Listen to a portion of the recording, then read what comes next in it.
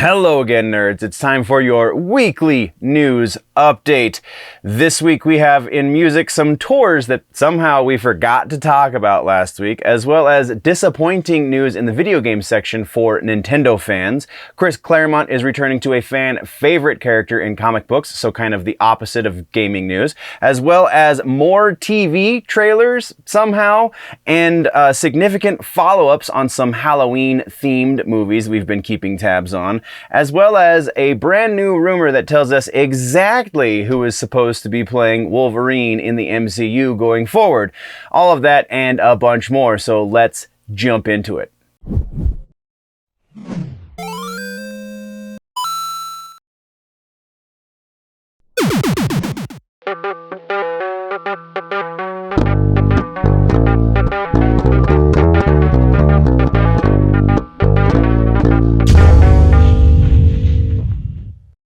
Okay, so into the housekeeping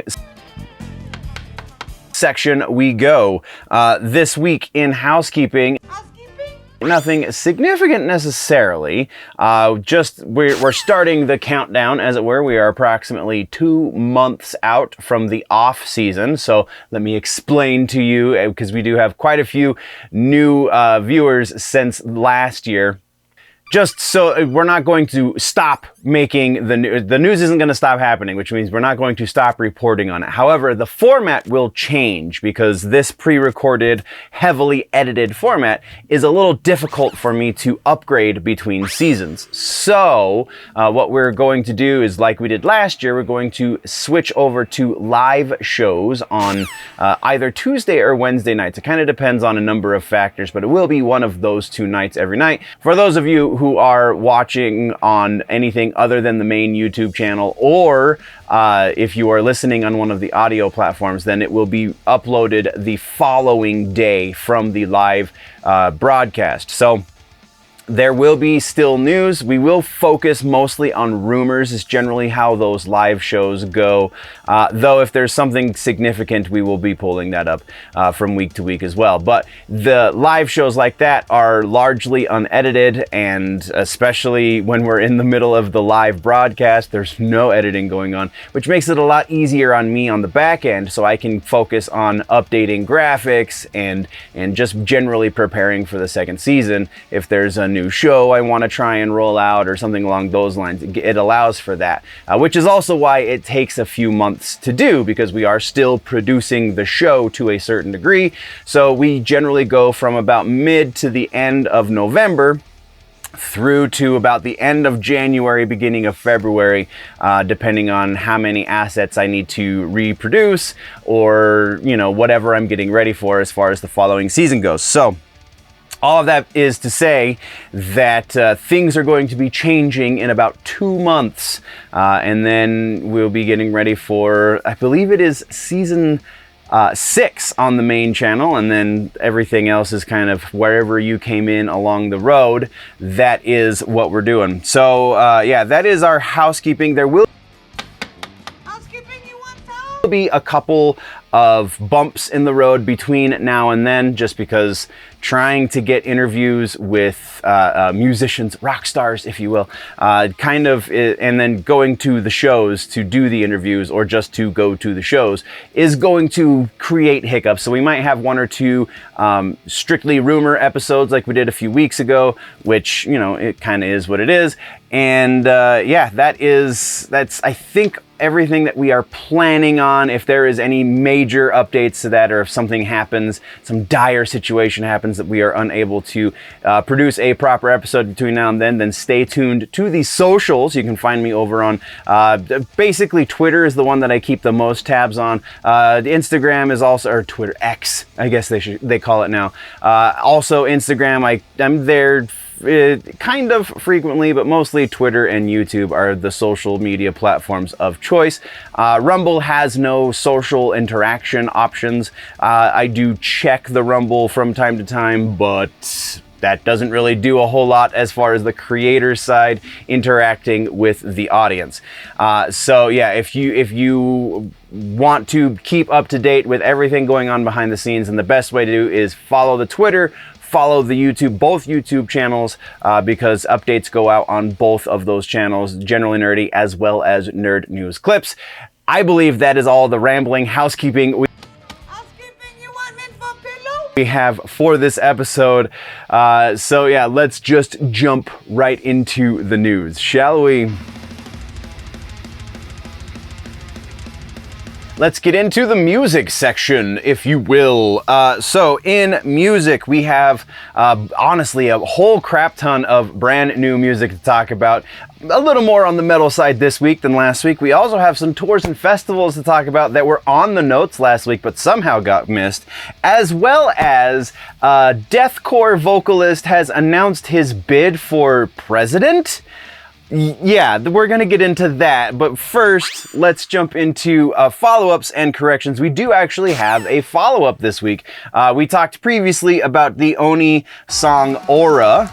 It now has a proper music video featuring, of course, Howard Jones and the other guy. I'm sorry, I forgot his name. It's not in the notes. It was in the notes 2 weeks ago when the lyric video dropped, but yeah, my apologies. Either way, Howard Jones, it's worth it just to go for Howard Jones. And honestly, Oni are super talented dudes as well.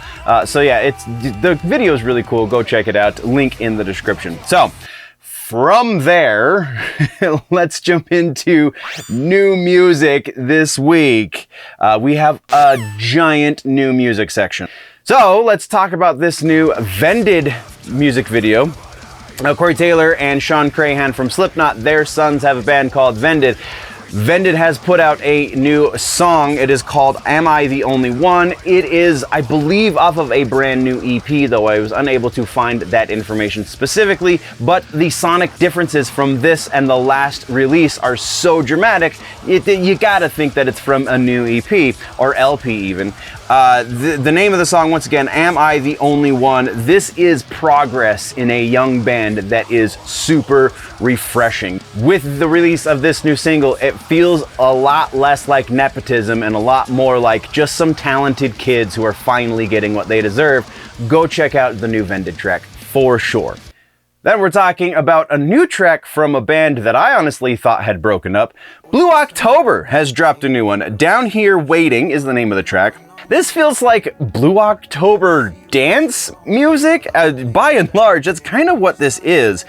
Seems a bit more upbeat than what we have got from this band previously, but that's not to say that it is necessarily happy, lyrically speaking, because then it would be just a completely upside down world if Blue October was giving us happy lyrics.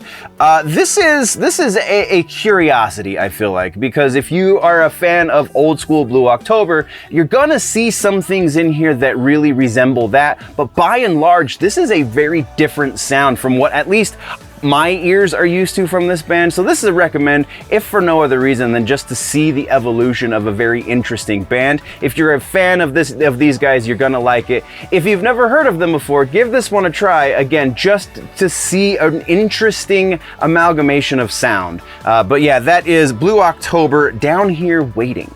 Then we have another band that seems to be trying to come back to some sort of relevance. That sounds a lot more backhanded than it is. AWOL Nation is quality pop music, but it's been a while since we've heard from them. So AWOL Nation has dropped a new track called We Are All Insane. Highly infectious as usual. AWOL Nation really excels at that kind of stuff. The real question here, though, is it infectious enough to interject them back into the current pop music conversation? And I would say yes, but exclusively because of the bridge at the end of this song is just like everything up until that point is expected. The bridge at the end of the song comes out of left field and in a really awesome way. So I'm definitely going to recommend this new AWOL Nation track, We Are All Insane. Go check it out. Next up, let's talk about Motionless in White, dropping a new track called Sign of Life. The neo-goth emo Manson thing that they've got going is really kind of hitting a peak at this point, it would seem. This track, though, feels a little bit more like an earnest attempt at some sort of crossover element so that they can cross over with the more poppy side of the heavy music community. still feels really, really manufactured to my ears. Though, very well produced is kind of their MO at this point. So, like, the shiny production is to be expected, I guess. Just, I don't know, the manufactured element of these guys, the feeling of them being manufactured. I know I'm gonna get hung out to dry in the comment section, but the feeling of being manufactured with these guys just is too strong for me to really dig in. If you're a fan of Motionless in White, then you're probably going to dig this. If you're not a fan of Motionless in White, you're gonna fall into two camps. Either you really like heavy music, and this probably isn't gonna be for you, or you're kind of starting to dip your toe into heavy music. You've heard of Motionless in White, so yeah, maybe give this one a chance. For me though, just not doing anything for me. Our next piece of new music is a cover that was a little unexpected. So Tommy Vext is a vocalist, been around for a long time, been in a number of bands, recently got kicked out of a band because he's a conservative, but that's a whole other thing. He's the vocalist on this cover song. It's Tennessee Whiskey is the song that has been covered, and it's featuring Angel Vivaldi, who is kind of a new wave of neo shred kid. He's probably about my age, but I was honestly, because of who is involved, Tommy Vext and Angel Vivaldi, I was expecting this to shred a little bit more. I was expecting Angel to kind of go a little crazy on the solos and the leads and the things and the stuff. Doesn't really happen. Definitely is a heavy version of this Chris Stapleton track, but not really in the way that was expected, again, considering Angel Vivaldi's neo shred kind of sound. So unexpected, but still works. So I'm gonna say for sure, give this guy a listen because it's just that great. So go check out Angel Vivaldi and Tommy Vext doing Tennessee Whiskey.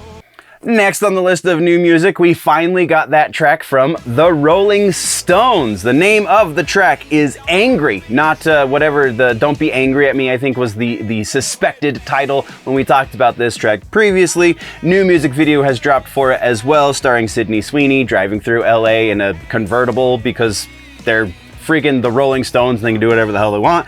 But it should be noted that these octogenarians honestly can still rock. This is pretty great. It sounds like a Stones track. This is probably more enjoyable, I think, than their last outing, which was, I believe, something to the tune of like 16 years ago. But yeah, for sure, this is, again, brand new studio record from Rolling Stones called Hackney Diamonds. Now we know the release date for it as well, October 20th. If you are a fan of that classic rock sound, then the Stones are honestly one of the bands that created it, so you should be enjoying this. If you just like a good rockin' tune, you will also enjoy this. If you're more pop-oriented or definitely just more heavy-oriented, it's probably not gonna do a whole lot for you. But either way, I say give it a shot. Go listen to the new Angry from the Rolling Stones. Next on the list, we have one of my favorite bands from the last decade or so. Code Orange has dropped a new track. The name of this one is Mirror. It is another Reba track, and oh, I am always here for a Reba track because hers are always kind of going against the grain of what the general sound of the band happens to be at the time. And this one even more so because this is almost like an Alanis Morissette feeling, kind of like acoustic, the pop rock kind of thing from the 90s, which the 90s part is kind of stock and trade at this point for them. But the rest of that is absolutely not what they're doing with their sound these days, and it still very much works. This is a different kind of song from a very heavy band that is not heavy at all here. And again, it's a Reba track. Reba does always the more eclectic kind of heady kind of things, and you should be here for it. Honestly, if you're a fan of Code Orange, if you are a fan of well-written tunes, if you're a fan of just very strange music videos, go check this one out for sure. Speaking of the 90s, we have some new music from Busta Rhymes. I know that's a weird transition, but whatever. The name of the new Busta Rhymes track is Luxury Life. It is featuring a new rapper named Coi Leray, I believe is how you pronounce her name. The beat on this track is funky as hell. This is This is really good stuff. I'm honestly been a big fan of Busta Rhymes since I first heard that Woo-Ha track in like 92 or whenever that happened. And just everything he's done since, even the stuff that's kind of hit a little bit off, still resonated with me to some degree just because the man is incredibly talented. This track, to be honest, is not exactly showcasing that talent as we know him today. There's not a whole lot of the speedy stuff that we know Busta Rhymes doing here, but still very well done, still really groovy, definitely something that you're going to want to shake your ass to. I'm going to say if you're a fan of hip-hop at all, go listen to it because Busta Rhymes. Now let's move into another band that came out some time ago. This is Metric, who have released a new track called Who Would You Be For Me? Metric, if you don't remember, Metric is the band that is the actual band behind Clash at Demon Head in the Scott Pilgrim movie. That's the band that wrote that song, the Hello Again, Friend of a Friend. Those guys, the name of that band is Metric. That band has put out a new track. This is kind of their evolution, is the evolution of a band that makes a lot of sense. From that song that they did in Scott Pilgrim, which is honestly the first time I was introduced to them, but they've been around for some time. From that earlier sound to where they are now, it makes a whole lot of sense, this evolution. Kind of ethereal, kind of relaxing, but still in some weird way a little bit of a rockin' tune as far as like the beats and stuff goes. So if you're looking for something that's a little more mellow, then Metric is absolutely a band to go check out. And this is a pretty good song to start with for sure. Okay, let's talk about the new Puddle of Mudd track, shall we? The name of the track is Cash and Cobain. It comes off their currently released ubiquitous album. You can go pick it up now if you are so inclined. This sounds just like the band that wrote that song Blurry and whatever other singles that they've had. It's very much a Puddle of Mudd track. Like, there's no denying that that's Wes Scantlin and these are the dudes who wrote those songs. The production value has gone up a little bit. It's almost borderline too shiny, too polished at this point, but still listenable. This is radio rock at its goriest, I guess. Like, there's nothing really that stands out here, so I guess proceed with caution. And then our final piece is the new Static X track. Yes, I know it's weird they're releasing music still posthumously since Wayne Static has passed, but we talked about the fact that this new record was going to happen. Project Regeneration 2 is a thing because they found some more stuff locked in a different place that Wayne was recording or actively working on at some point since the band's dissolution back forever ago. So again, this is legitimately Wayne Static vocals. The video, the name of the song, before I get too far ahead of myself, the name of the song is Stay Alive. The video is interesting considering the lyrical content because it's definitely not Wayne Static's most prideful moments, I would say. But it's still, like, the message gets through, I think is the point. And this, I don't know, it feels a little bit like grasping at straws at this point. Like, I am a Static X fan, but this track is not the most shining example of who the band is.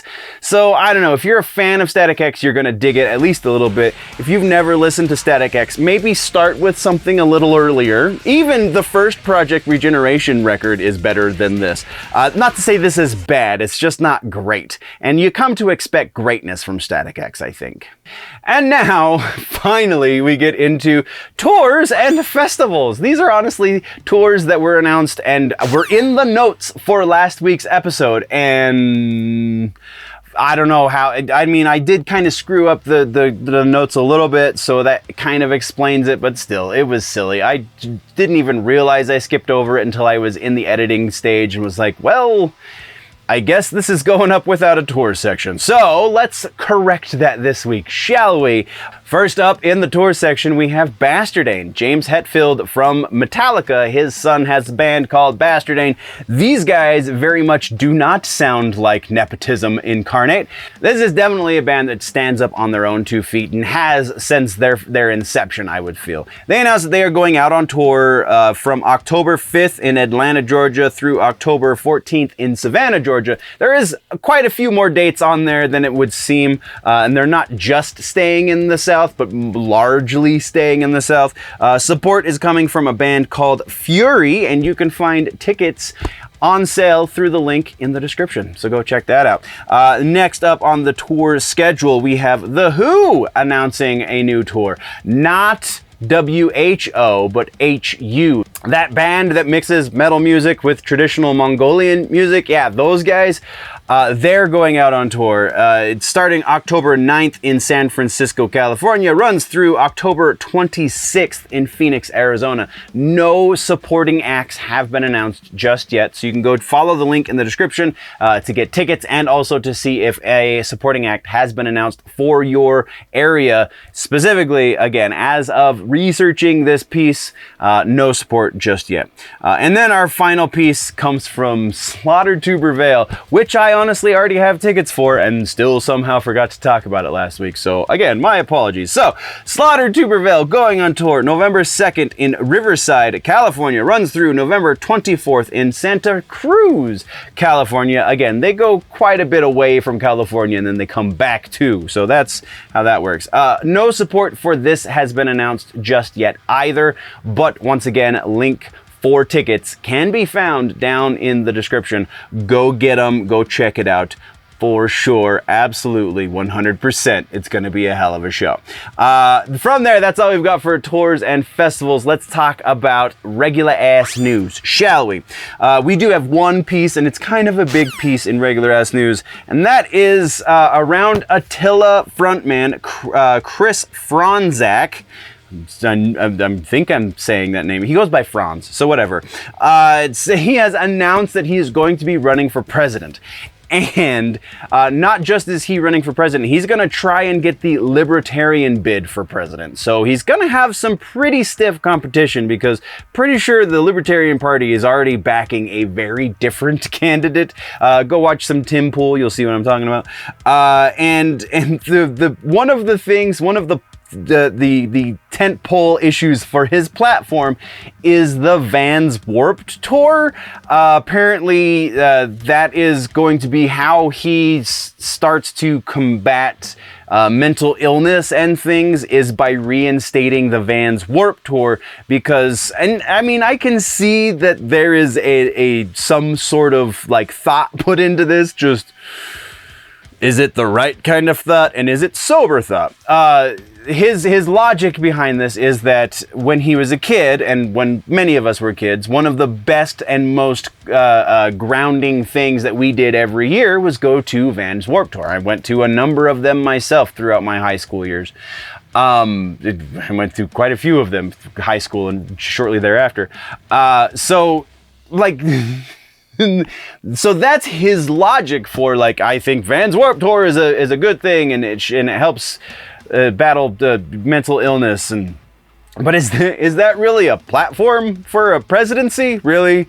Yeah, he seems to be very serious about it, though it has yet to be confirmed if he has filed any of the proper paperwork to officially announce as far as like the legal announcing of such a thing is concerned. So this is definitely going to be a story that we try and keep at least slight tabs on between now and when, nominees are actually announced. From there, all we've got left is suggestions for music this week, and we're going to pull out an old standard, if you will, in the generally nerdy community. Standard is Marcy Playground is our suggestion this week. The first Marcy Playground record from like 96, I believe, is when that record was released. This is the album with Sex and Candy on it. Though, honestly, the Sex and Candy track, while a good song, probably one of the less great songs on the album. This is definitely an album that you can play from front to back. If you're a heavy music listener, generally speaking,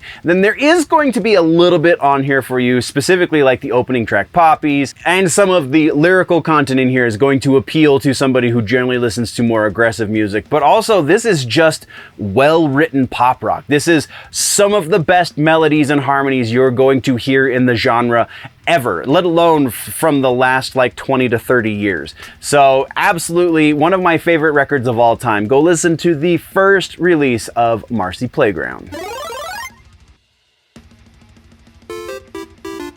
All right, so gaming and tech, here we go. In gaming and tech this week, of course, we've got some Mortal Kombat 1 stuff to talk about. There's always Mortal Kombat 1 stuff to talk about, but we also have Gargoyles Remastered giving us a trailer for that game that we've talked about when it was initially announced. We have a pretty upsetting announcement from Nintendo pertaining to Zelda. We'll get to that. And then also an interesting piece from Roblox. So let's get into the gaming and tech section.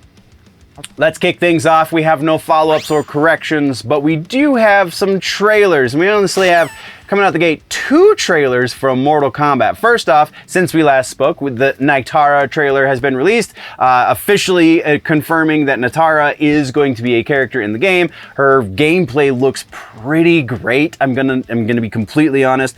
I can kind of whatever with the whole Megan Fox playing her situation because she's the voice and the face of Nitara for Mortal Kombat 1. Sure, okay, she looks fine. Like, the last time we saw Nitara was a pretty low poly count, so like, you could have done anything with her and it would have been better than the last time we saw her. Though concept art is a little bit of a different situation. I still feel like the Megan Fox thing is kind of a wash. It doesn't necessarily do anything special for me, but it also doesn't piss me off. So sure. But then we also got the launch trailer, the official game launch trailer, which does 3 things actually. Announces the launch of the game and then also gives us Reiko and Shang Tsung gameplay, which, what the hell? In the game launch trailer, you're going to officially reveal, that is, one character and the gameplay for him and another character. Very interesting marketing strategy there, NetherRealm Studios. But Reiko looks less like a Shao Kahn wannabe this time, and I'm totally here for that. Shang Tsung, I'm still kind of on the fence with how I feel about Shang Tsung in this game. I think it's gonna be largely based on how he plays out in the story, but yeah, there's just Shang Tsung. Interesting, yeah, I don't know, we're just gonna move on. From there, staying in the Mortal Kombat vein of things, we got a new video. This isn't technically a trailer, but I didn't know where else to put this. And that is the Hot Ones did an episode with Ed Boon. So linked down in the description, you'll find the link to the Hot Ones episode. It is a partial episode. This is not a full, generally they go to about 25 to 30 minutes or so. This is not a full episode in that respect. It is approximately a half episode, slightly more than that. It's about 18 minutes long, but they only do 5 of the 10 Wings of Death. I believe that is because it is directly sponsored by Warner Brothers. So Warner Brothers paid the people at Hot Ones to do an interview with Ed Boon very specifically about Mortal Kombat 1. So Sean Evans, being the amazing interviewer that he is, doesn't really get to go really into who Ed Boon is as a person. He has to focus on Mortal Kombat. So that, I think, is why it is a shorter episode. It's still pretty great. There's still some awesome moments with our buddy Ed Boon, so go check that out for sure. And then, kind of the coup de grace, the pièce de résistance in a way, as far as this week's trailers are concerned. I don't know, I'm pretty big on the Mortal Kombat, so I'm kind of overblowing this. But either way, Gargoyles Remastered. We talked about this game when it was announced. We finally have a trailer that is going to explain some more of the gameplay elements. It is a remaster of the game from the 2D side-scrolling days of the Super Nintendo and Sega Genesis. It is faithful to the original, or you can do updated graphics. So you can do the 4:3 ratio, or you can do the full 16:9 ratio with a more animated look and less digitized look. There's a lot more to this game, I feel like, but that's kind of what they focus on in this trailer. So it's interesting to see. Definitely going to be something that you're going to want to pick up. Go check it out. It is releasing October 19th on PlayStation 4, Xbox One, Nintendo Switch, and PC, which means it's going to be back compat on the PS5 and Xbox Series, I would hope. Either way, go check it out. That's what we got for trailers in gaming and tech. Let's switch gears over to some regular ass news. In the regular news section, we're going to start off with the big negative piece, and that is Zelda. As far as Tears of the Kingdom, it has been made explicitly clear in an interview with Famitsu, who is the producers, Eiji Onuma. one of the producers of the Zelda game, and has been for a number of iterations at this point, many iterations at this point. He has said in no uncertain terms that there is not going to be any DLC for Tears of the Kingdom. If we get a new Zelda game, it is going to be in a new world, effectively, because they have told the story in that world. The direct quote is, "This time we do not plan to release any additional content because we feel that we have exhausted the possibilities of creating fun in that world." That is the direct quote from the interview. As translated by, I think Google Translate is, oh no, I used Vivaldi browser has a built-in translator, so it was the Vivaldi translator. Yeah, so no DLC, no sequel to Tears of the Kingdom. There's not going to be anything beyond Tears of the Kingdom in this Tears of the Kingdom Breath of the Wild world. We're only getting these two games, effectively, in this world that they've built specifically for these games, which kind of makes me a little sad, I'm not gonna lie. I'm still digging the hell out of Tears of the Kingdom. Anyway, from there, we have one other piece of regular-ass news, and that is Roblox. It has been made known that Roblox is now heading to Sony platforms as well as to Steam. Or not Steam, I'm sorry, MetaQuest. Roblox coming to PlayStation 4, 5, as well as MetaQuest. And then eventually, I think this wasn't in the official press release for it, but I think in an interview at some point, it was made known that they are working on a Switch version of Roblox as well, though no new updates have been made available for that just yet. So that's pretty cool if you're a Roblox player. I don't really understand the Roblox games. It seems like I'm too derivative of Minecraft, really, but I don't really know much about Minecraft either, so what do I know? I'm just an elder millennial, I guess. That's all we got, though. Let's move over to gaming suggestions for the week. Now, I'm doing this fully knowing that Mortal Kombat 1 launches this week. So, Mortal Kombat 1 is going to be what I do all weekend, but building up until the actual release of Mortal Kombat 1, until I get my collector's edition in the mail, until, you know, I get my pre-download code and what have you. Halo Infinite, baby! That is the suggestion, at least until Mortal Kombat 1 launches. And then obviously, Mortal Kombat 1 for probably the next 2 months, at least. So that's your suggestion for Gaming and Tech this week. Go play some games, nerds.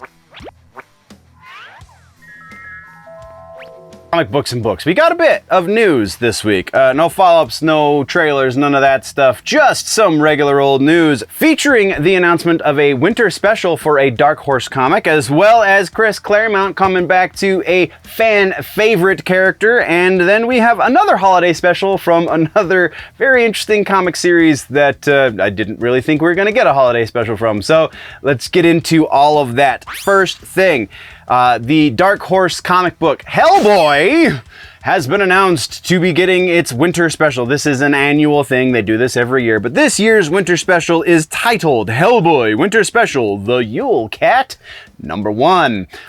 Investigating the possible appearance of the Yule Cat. Written by Mike Mignola, art by Matt Smith, colors by Chris O'Halloran. This is honestly some of the seasoned veterans when it comes to Hellboy stuff. Obviously, Mike Mignola, come on. So absolutely no reason to think this is not going to be awesome. Go check it out when it hits shelves. Should be on shelves. Oh, I don't have a release date for it as of yet. That's unfortunate. I would imagine it'd be before Christmas because that's what it's being announced for. So there, it'll be, we'll follow up, I'm sure. From there, let's talk about Chris Claremont for a moment, shall we? He is returning to the Wolverine book. This is actually technically a new book for Wolverine. The name of the book is Madripoor Nights. It will be out in February, so it's going to be a minute before it starts. But Chris Claremont is coming back, confirmed by Marvel, teaming up with Edgar Salazar for art. It will be a 5-issue series, and there will be a slew of variant covers from all kinds of superstar artists because it's Chris Claremont coming back to one of the greatest Marvel characters of all time. So why wouldn't they do as many variant covers as possible? This new Magic Poor Nights book is part of the 50th anniversary celebration around, I think it's specifically Wolverine. Yeah, that kicks off in January. So the character of Wolverine will be 50 years old. The creation of Wolverine, anyway, will have happened 50 years ago, come next year. So that's pretty dang cool. Once again, this book specifically, Magic Poor Nights #1, will be in stores February, so go check it out. Our final piece of news here in Comic Books and Books is another comic book. This one is Creepshow, though. This new holiday special has just been announced by Image Comics, and Skybound will be on shelves December 6th, so it will be plenty time for Christmas. If you're a fan of horror comic books or just Creepshow in general, December 6th is going to be a great day for you. Also announced that there is going to be another season on Shudder for Creepshow if you are watching the show as well. But we covered that when it was originally announced, I think about a month or two ago. So yeah, there's that. That is all we have for this section. Let's get into the suggestion this week for Comic Books and Books is Infinite Crisis Volume 1. I think it's one of 3 of the collected stories, specifically issue number 3, because that is the first appearance of Jaime Reyes Blue Beetle. You may or may not have liked the movie. I'm very much half and half on that. There's some of the stuff about the movie I really dug. Some of the stuff about the movie really didn't. But you can go check out the actual origin of the character here in Infinite Crisis Volume 1. Start at the whole Infinite Crisis story, because it was actually pretty decent. I'm not gonna lie, I dug it. It's not the best DC Universe spanning arc to have ever existed, but it's probably one of the best we've gotten for some time. So go check out Infinite Crisis. Came out in about 2006, I believe. So yeah, give it a shot. TV shows. We got trailers. Monarch, we talked about Monarch previously. We actually have a trailer for it now. We also have the new Red Band Gen V trailer, as well as an interesting religiously tinged anime that we're going to be talking about. So yeah, let's do the thing. That's all we got this week is trailers. We don't have any other real news, so we're just going to talk about trailers. Coming out the gate with trailers, we have Monarch, Legacy of Monsters. We talked about this when it was announced previously that we will be seeing it soon. Well, here it is. The official release date for Monarch is November 7th on Apple TV+. How the hell is Apple TV Plus cranking out all of this incredible quality programming? Just like they kind of... I mean, it's Apple, so that explains some of it, I think. But they really, it's few and far between. Maybe they're playing it right. Maybe they're doing what all of the other streamers should do, and they're only focusing on things that are exceptional quality, because I don't know that they've really released anything that hasn't been great at this point. So I'm kind of digging the fact that they're the ones that are doing the Godzilla series, and it will have Godzilla in it. We were speculating previously that because it is not Godzilla's name does not appear in the title, that it was going to be Godzilla adjacent, because Legendary is doing more Godzilla stuff in the movies, so it's kind of like detracting from the one thing to do the other. And apparently they're gonna give it a shot. They're gonna try and actually do Godzilla in this series as well as Godzilla in the Legendary movies. And I believe the two are going to intermingle a little bit as well. So pretty freaking awesome. Go check it out if you're a Godzilla fan, and who isn't.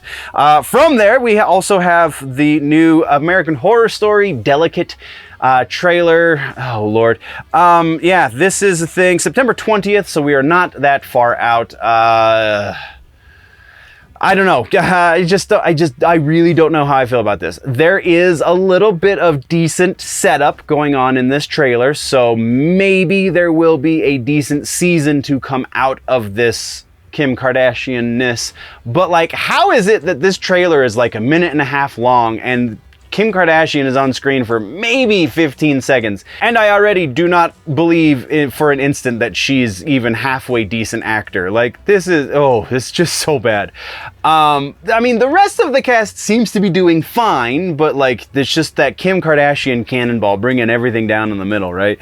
So, yeah, all right, that's what we got there. Let's move over to Gen V, the new Red Band trailer there. We got, this is absolutely going to be another banger. This is another one that, like, I feel like Amazon was doing some things. They were experimenting with stuff, and some of their experiments were fantastic. See Night Sky, see Peripheral. Those were great shows that got prematurely canceled. Thankfully, The Boys is not one of those. It is a great show, but it did not prematurely get canceled. So much so that this is a spin-off from The Boys that is just going to be at least as big as The Boys was, I think. Even with slightly smaller, much smaller names attached to it as far as the actors involved. This is just the way that they are telling these stories, the way that they're letting the showrunners and the producers and stuff tell this story, and they're not really mingling it, like limiting them, restricting them, just is going to make for a fantastic universe that they're building. Gen V is going to be the first strike out into that broader universe, so I'm definitely here for it. I think this is going to be great. Go check the trailer, see if I'm wrong. From there, we have Gabriel and the Guardians. All right, so the Angel Productions that gave us, was one of the production studios involved with the Sound of Freedom movie that was such a huge hit this past summer. They are now branching out a little bit into other forms of media, and this is an anime that is from this same production studio, again, that brought us Sounds of Freedom. So that kind of gives you an idea of where they're coming from. It's an anime style, I guess I should say, because it doesn't come from Japan. So anime style. It's anime style series that is going to be based on Old Testament scripture. So it's based on, which means they're going to take some creative liberties, obviously. And if you watch the trailer, that's absolutely evident. But it looks like it's going to be solidly produced. For anybody who's grown up in any sort of religious community, you'll know that there's always plenty of religious programming, plenty of things that are approved by the church or whatever. And they're always bad. They're always just super corny, poorly acted, poorly written, very poorly produced. But it is the message, because the message is what's important, right? This anime seems to take that idea, and yes, the message is absolutely important, but the packaging that the message comes in equally as important, it would seem. So yeah, I'm very intrigued by this. No release or no announcement yet as to where it is going to be released through, if they're going to do it through their own website perhaps, or if they're going to strike a deal with one of the streamers. I really hope that it's not just exclusively through like a religious streamer, because that's going to severely limit the people that can and will see this. So yeah, interesting situation. Try and keep my tabs on it as much as possible. That's all we got for the TV section. Aside from TV suggestions this week, Ahsoka. As I'm recording this, I think episode 5 has been released, but I have yet to watch it. Episode 4, though, definitely makes all of that shuffling with dragging of feet for the first 3 episodes freaking worth it. Oh man, this could very much be the greatest TV show that Disney Lucasfilm has released. Very well could be the greatest Star Wars thing that Disney Lucasfilm has released. I don't know. That's kind of saying a lot, because Mando was great for season 1 and pretty good for season 2. So let's kind of wait until the season ends, but absolutely, if you're not watching Ahsoka, you must go watch Ahsoka. Get your hands on it however you want. You don't have to give Disney your money, but try and watch it, maybe through alternative means. Either way, that is your suggestion for TV this week. Oh, hi nerds. I know I'm interrupting the news and I apologize, but I just wanted to remind you real quick that subscribe is a free thing that you can do. All you got to do is click the little button down there and it goes an incredible long way for helping out the channel. So don't forget to do that and maybe click a thumbs up if you like what's going on here and tell people about it okay, back to the news. And then movies is somehow borderline a full freaking section this week. We have update on The Crow. We have new trailers to talk about, specifically a Thanksgiving themed horror movie from Eli Roth. That's right. And then a community issue over in regular ass news around the Marvels. We'll talk about that ever so briefly. So let's start with follow-ups and corrections. We have 2 follow-ups this week. 2 follow-ups based on movies that honestly have kind of been in some sort of development hell for some time. First up is Hellboy, The Crooked Man. So we have a new distributor confirmed for this movie called Ketchup Entertainment. I'm very much unfamiliar with who these guys are. So, and largely most people are, I think, which is leading people to speculate that this is going to get a very limited theatrical release and then is going to go straight to a streamer, which, considering the last outing for this franchise, is sadly appropriate, even though I really dig the Hellboy movies generally speaking, and Hellboy comic books, absolutely.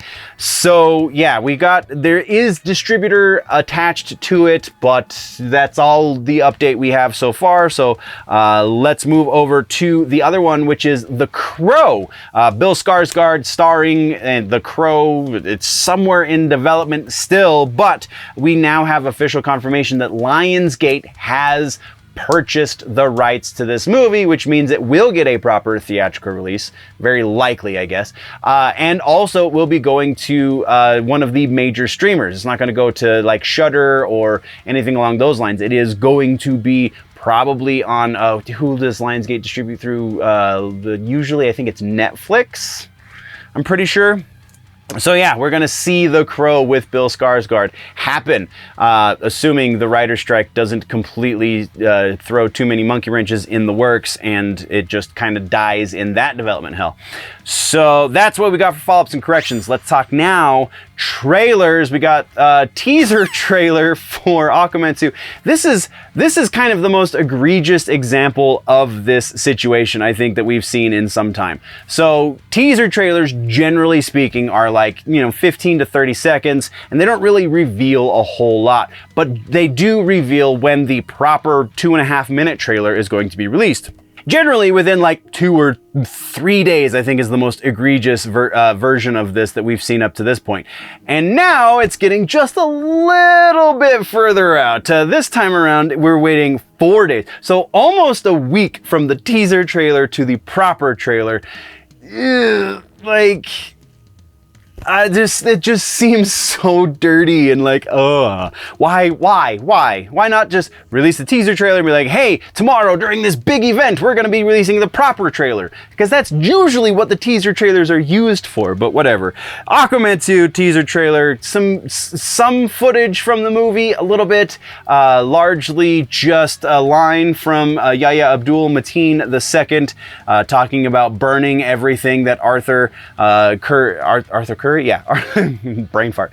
Burning everything that Aquaman knows and loves and blah, blah, blah, and just interesting.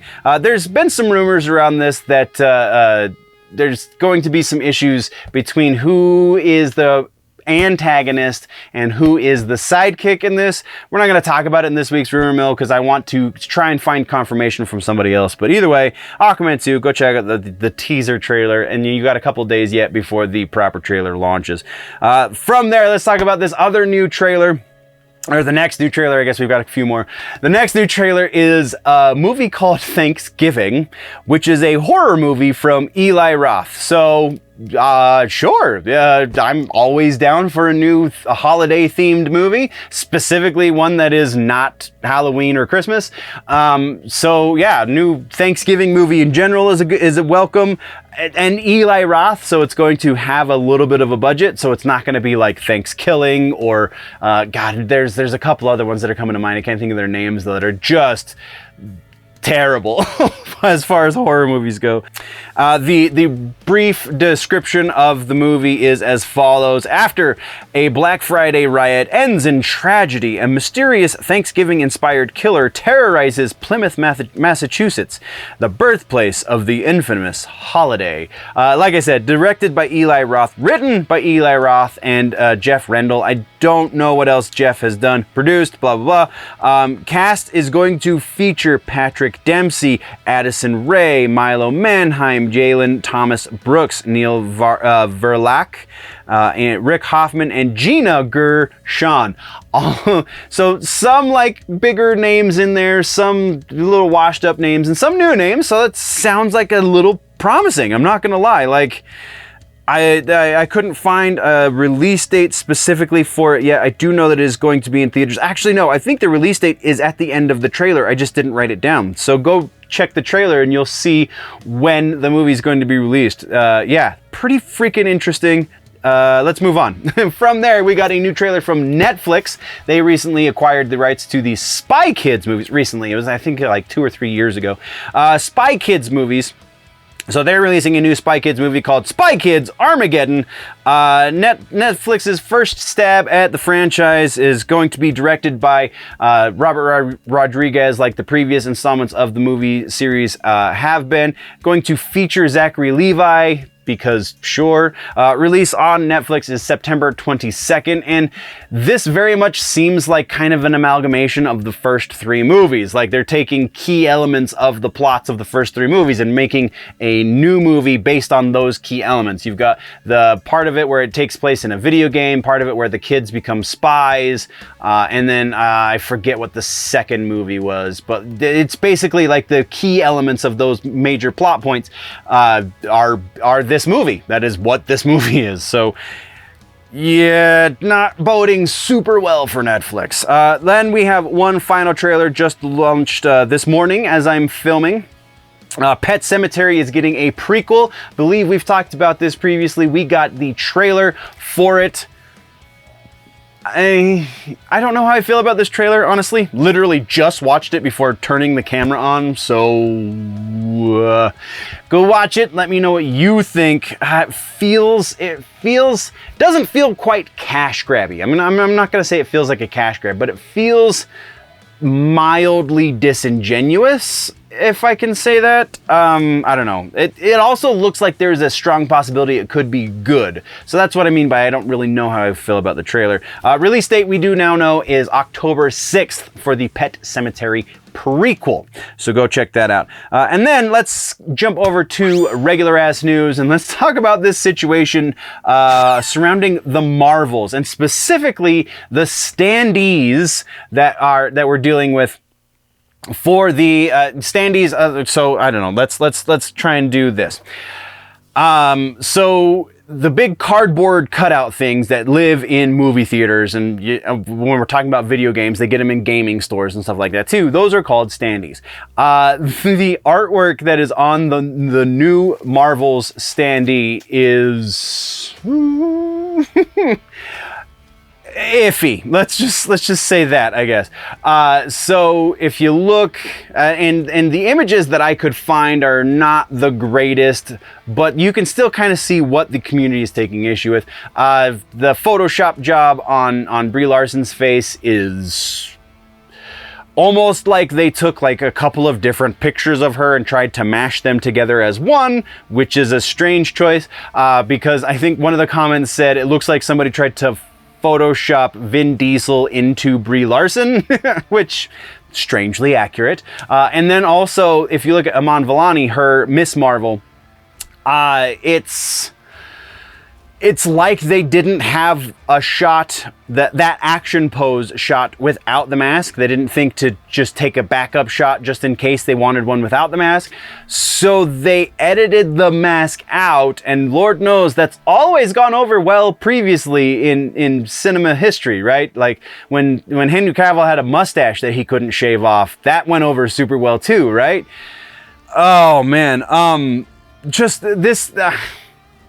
this is leading the community to point fingers and say, see, they know it's going to be garbage, so they're not even going to take the extra time it would require to put Iman Vellani back in that suit to take a picture of her without the mask, or Brie Larson to even have her pose for the picture to begin with, because apparently that's not how that works. I don't know that that's necessarily the case, because if you remember, the first Miss Marvel, or Captain Marvel movie, I guess I should say, did cross the $1 billion threshold. So it doesn't make sense that they would be being so sloppy with this. There's a lot of speculation that could be had, but the hard facts that we have is that Disney wants to make money. The last time this main character, Captain Marvel, was in a movie, it made them money, a lot of money. We also have Monica Rambeau in this movie, and the last thing that she was a part of was one of the things that the community really, really attached to and enjoyed, specifically talking about WandaVision, because I can't remember if she was in anything else since then. But either way, she was part of WandaVision, and that was a big thing in the community. People really dug that show, for the most part. But then the only wild card here would be Iman Vellani's Miss Marvel. So, like, it seems like they have key elements here that could equal to something that makes them money. So why would they be being so sloppy with this? It just doesn't make sense. I don't know. I'm going to pass that one off to you. I'm pretty sure I know what you're going to say in the comment section, but let me know what you think in the comment section. From there, that's all we have as far as regular news and such goes. So let's talk about suggestions this week for movies. We're going to go with another classic Marvel movie. This one is Fox Marvel, and not quite as classic as last week's Iron Man suggestion. We're talking about Logan from Fox, one of the final movies that Fox released while they still had the mutants rights. This is just well done. It's obviously not as good as it could have been. There are a number of issues, and if you want to really pick it apart, then by all means, don't have fun with yourself. But for those of us that really just enjoy a decent comic book movie, and this one's far more than just decent even, Logan is absolutely a quality movie, and anyone who tries to tell you otherwise is trying to push a narrative that you shouldn't buy into. So go check out Logan. That is your movie suggestion this week. Rumor mill this week, we have a refutation to get out of the way. It has to do with Robin rumor that we've talked about previously, as well as a couple of things having to do with the Avengers Secret Wars stuff has come out. And we have the big one, which is we might know who is going to be Wolverine moving forward with the MCU. So let's talk about rumors, shall we? In confirmations, refutations, we do have one refutation. This is an interesting one, so let's go at it from the front and move our way through it. So, Timothée Chalamet has previously been rumored to be potentially playing Dick Grayson Robin in the Batman 2 movie from Matt Reeves, starring Robert Pattinson, so on and so forth. That has been confirmed as not a thing, has been refuted. That rumor is squashed. So, the interesting thing about this is last week when we talked about the fact that, or I think it might have actually been 2 weeks ago now that we talked about it, the rumor, we didn't specifically call out Timothée Chalamet, because the rumor that we were talking about at that point was just that Robin was going to be in it. Since then, that rumor evolved into specifically Timothée Chalamet, and then the producers had to come out and be like, no. Timothée Chalamet is not going to be our Robin. And one of the producers said that something along the lines, I'm going to be paraphrasing this, but something along the lines of Timothée Chalamet would not be playing second fiddle to anyone. So why would we put him in as Robin? Which is to say that he would be teaching Robert Pattinson how to be a better actor, just because that's Timothée Chalamet. So why would they use their secondary character to outshine their primary character? So yeah, Timothée Chalamet not going to be Robin. That's our refutation. Let's move on. From there, we don't have any new sources for old rumors, but we do have some new rumors to talk about. So our first regular rumor is Deadpool 3, and this Deadpool 3 rumor has Liev Schreiber coming back as Sabretooth. I say it like that because I refuse to acknowledge that that was Sabretooth that they had in the X-Men Wolverine Origins, whatever, because that was not Sabretooth. So yeah, Liev Schreiber returning as Sabretooth is the rumor. The rumor does continue on to say that it is not going to be a major role. It is going to be more than a cameo, but not by a lot. So just above cameo status for Liev Schreiber returning as Sabretooth. Because of the minimizing language at the end of this rumor that says it's not going to be anything more than a glorified cameo, just slightly more than a cameo, that's why we're going to give this rumor roughly 85% likely that it is going to see the light of day. Just because of the nature of the movie as we know it so far, seems likely that they would bring back Liev Schreiber, even just for a few minutes of screen time, as the character that he played in Wolverine. I'm, again, not going to acknowledge that as Sabretooth. So that's the rumor. From there, let's move into Avengers Secret Wars rumors. First Avengers Secret Wars rumor is that Sam Raimi is the most likely candidate to direct the movie. Sure, why not? Sam Raimi has done pretty good things for them previously. Why would they not do it again? We're going to put that one about 70% likely that Sam Raimi is going to be the director for the Secret Wars movie. And then we also have Secret Wars, a couple of plotty movie leak things rumored to have come out. Those being that the TVA is going to be recruiting heroes from collapsing realities in order to fight Kang in a quote-unquote New Earth / battle world. The plot of the Deadpool 3 movie as well as Loki Season 2 are going to factor into this directly. At least that's what the rumor says. What we know of the Avengers Secret Wars movie and the Kang Dynasty movie, what we do know has been confirmed without a shadow of a doubt is many things that kind of lend themselves to this. So we're going to give this rumor a 70% likelihood as well, with the TVA and Deadpool 3 and Loki Season 2 all leading into this. Yeah, that makes pretty decent sense. Speaking of Loki Season 2, we have another plot rumor that has to do with this season, and it is that Loki will be the leader of the TVA by the end of Season 2. This one's a little less confident. So the reason I say that is because, like, Tom Hiddleston's contract, he's very likely not going to be sticking around very long. So to put him in such a major role doesn't make sense. As well as if it is going to factor into the next two big Avengers movies, then again, I feel like that doesn't bode well for having Tom Hiddleston in that role, because he's probably on his way out from that role. So we're going to put this one a bit lower. We're going to go 65% likely that we will see Tom Hiddleston's Loki become the leader, as it were, of the TVA by the end of Season 2.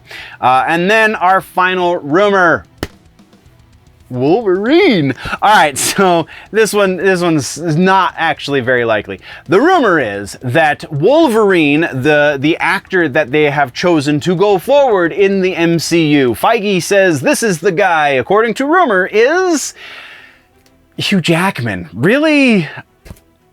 We know this, there are many reasons, I guess, to not believe this rumor. There's a little thread of possibility here, but by and large, Hugh Jackman, they had to kind of beg, plead, and steal to get him to come back to this role to begin with. So we're going to say 40% likely for this, and I think that's pretty freaking generous because Hugh Jackman has very vocally been done with the character of Wolverine for some time. Coming back to this was the one stipulation that he gave he would come back for a movie or an event, right? So again, 40% likely Hugh Jackman will be the guy moving forward with the MCU. And that's what we got, nerds. That is the end of the rumor mill. also the end of the episode. So what did I miss? What should we talk about in the next one? Let me know in the comments down low. If though you want to go deeper into the nerd news, you're going to have to click or tap the box that shows up on the side of my face. Don't forget to subscribe, do all the things. If you're falling behind in your nerd news and you want to catch up, that is the best way to do it. Go watch older shows so that you can catch all of the references and see all of the things that we've been talking about for some time. And stay tuned, because there's only going to be more news coming up. So, all that being said, I love your faces, nerds. Thank you very much for joining me. We will see you in the next one. Before we go, always remember that if it's generally nerdy, it's probably here.